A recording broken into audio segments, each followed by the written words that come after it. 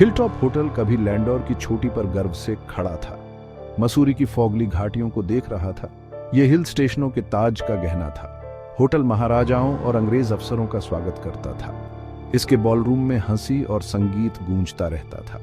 लेकिन 1946 की एक तूफानी रात ने सब कुछ बदल दिया। होटल के भव्य टावर पर बिजली गिर गई। कुछ ही मिनटों में आग ने पूरी इमारत को अपनी चपेट में ले लिया। मेहमान और कर्मचारी अपनी जान बचाकर एस्केप किए। कुछ बाहर नहीं निकल पाए। होटल वॉल्यूम शहर में खड़ा था, अपने पूर्व स्व का एक काला शैडो। दिल टूटा मालिक संपत्ति छोड़कर चला गया। साल बीतते गए और प्रकृति ने साइट को पुनः प्राप्त करना शुरू कर दिया। स्थानीय लोगों ने रात में होटल से अजीब वॉइसें आने की फुसफुसाहट शुरू कर दी। हिलटॉप होटल ने पूरे मसूरी में सबसे प्रेतबाधित जगह के रूप में एक नई प्रतिष्ठा प्राप्त की। जैसे ही मैं हिलटॉप होटल के जंग लगे फाटकों के सामने खड़ा हुआ, मेरी रीढ़ की हड्डी में ठंडक दौड़ गई। हवा भारी, लगभग दमनकारी महसूस हुई। ढहती संरचना के चारों ओर धुंध घूम रही थी, जिससे ये एक अलौकिक रूप दे रही थी। खिड़कियां, जिनमें से अधिकांश टूटी हुई थीं, मुझे खोखली आंखों की तरह घूरती हुई प्रतीत हो रही थीं। एक समय के मैनिक्योर किए हुए बगीचे अब मातम और कंटीली झाड़ियों का जाल बन गए थे। एक अकेला मोर चिल्लाया। उसकी चीख मैदान में वीरानक रूप से गूंज रही थी। जगह के बारे में सब कुछ त्याग और क्षय चिल्लाया। जैसे ही सूरज डूबने लगा, संपत्ति पर छाया लंबी होती गई। हवा तेज हो गई। दीवारों में दरारों से सीटी बज रही थी। जैसे ही रात हुई, हिलटॉप होटल एक उदास वॉल्यूम शहर से कहीं अधिक फेरावह चीज में बदल गया। बही खाता पैसे के लालच और विश्वासघात की कहानी कहता था। होटल का मैनेजर बरसों से पैसे का गबन कर रहा था। जब ऑडिट होना तय हुआ तो वह घबरा गया। उसने ध्यान भटकाने के लिए एक छोटी सी आग लगाने की योजना बनाई, फिर चोरी के पैसे लेकर भाग गया। लेकिन आग उसके अनुमान से भी स्ट्रॉन्गरी से फैल गई। मेहमान और कर्मचारी फंस गए। मैनेजर भाग निकला और बाकी लोगों को मरने के लिए छोड़ दिया। जैसे ही हमने इस चौंकाने वाली जानकारी को आत्मसात किया, कमरे में तापमान गिर गया। बही खाते के पन्ने अपने आप पलटने लगे, स्ट्रॉन्गर और फास्टर।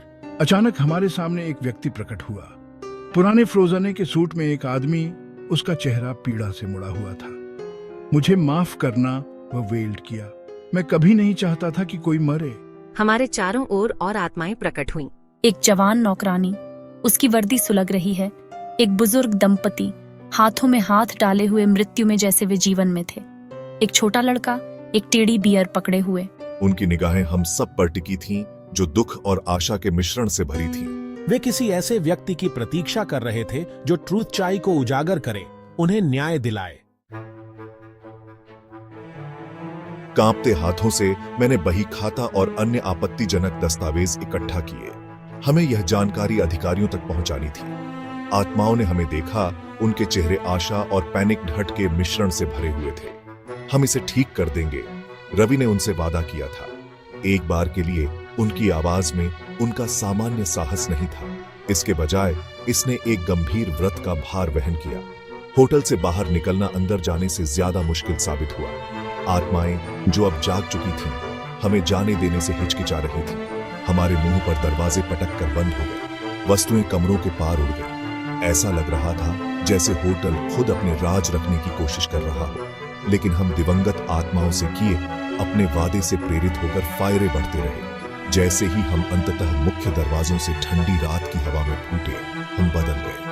अब हम रोमांच चाहने वाले किशोर नहीं थे। हम एक त्रासदी के गवाह बन गए थे, एक लंबे समय से दबे हुए सच के बेरर्स। जिम्मेदारी का भार हमारे कंधों पर आ गया। हम जानते थे कि लंबे समय तक नींद आसानी से नहीं आएगी। अगले कुछ हफ्ते पुलिस के बयानों, अखबारों के साक्षात्कारों और कानूनी कार्यवाही के बवंडर थे। जैसे ही आखिरी कानूनी कार्यवाही समाप्त हुई, हमने खुद को हिलटॉप होटल की ओर खींचा हुआ महसूस किया। हमें खुद देखने की जरूरत थी कि क्या हमारे प्रयासों से कोई फर्क पड़ा है। रात साफ थी। पुरानी इमारत के ऊपर तारे टिमटिमा रहे थे। जैसे ही हम पास आए, माहौल अलग लगा। खौफ का दमनकारी एहसास चला गया था। उसकी जगह सेरेनी की भावना ने ले ली थी। हमने लॉबी में प्रवेश किया। हमारी फ्लैशलाइट ने एक बदली हुई जगह का खुलासा किया। धूल और जाले गायब हो गए थे। लेवेंडर के संकेत के साथ हवा में ताजी गंध आ रही थी। बॉलरूम से संगीत की आवाज आई।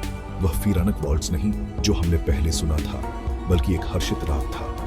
अंदर झांकते हुए हमने आत्माओं को एक बार फिर नाचते हुए देखा, लेकिन इस बार उनके चेहरे खुशी से चमक रहे थे। एक एक करके आत्माएं हमारे पास आई। प्रबंधक, उसका चेहरा अब शांत, ने ट्रूथ चाई को सामने लाने के लिए हमें धन्यवाद दिया। नौकरानी ने झुककर अभिवादन किया। उसकी वर्दी अब सुलग नहीं रही थी। बुजुर्ग दंपति ने गर्मजोशी से मुस्कुराते हुए अपनी प्रशंसा में सिर हिलाया और छोटा लड़का अभी भी अपने टेडी बियर को पकड़े हुए हम में से प्रत्येक को एक भूतिया गले लगाया। जैसे ही भोर हुई, हमने विस्मय में देखा, क्योंकि आत्माएं फीकी पड़ने लगी, पूरी तरह से गायब होने से पहले अलविदा कह रही थीं। हमारे ब्रावडोइक कार्य की खबर स्ट्रॉन्गरी से फैल गई। हिल टॉप होटल के सैडनेस अतीत और भूतिया निवासियों की कहानी ने लोगों की कल्पना को मोहित कर लिया। कहानी से प्रभावित होकर निवेशकों ने एक अवसर देखा। आग में मारे गए लोगों की स्मृति का सम्मान करते हुए होटल को उसके पूर्व ग्लोरी को बहाल करने की योजना बनाई गई थी। हमें 1 साल बाद भव्य उद्घाटन के लिए आमंत्रित किया गया था। परिवर्तन लुभावनी था। हिलटॉप होटल एक बार फिर गर्व से खड़ा था। उसका अग्रभाग सनलाइट में चमक रहा था। अंदर हर विवरण को सावधानी पूर्वक बहाल किया गया था। लॉबी में एक स्मारक पट्टिका ने 1946 की आग की ट्रूथची कहानी बताई, ये सुनिश्चित करते हुए कि पीड़ितों को कभी नहीं भुलाया जाएगा। जैसे ही रात हुई, हम उद्घाटन नृत्य के लिए बॉलरूम में एकत्र हुए, यह जानते हुए कि हिलटॉप होटल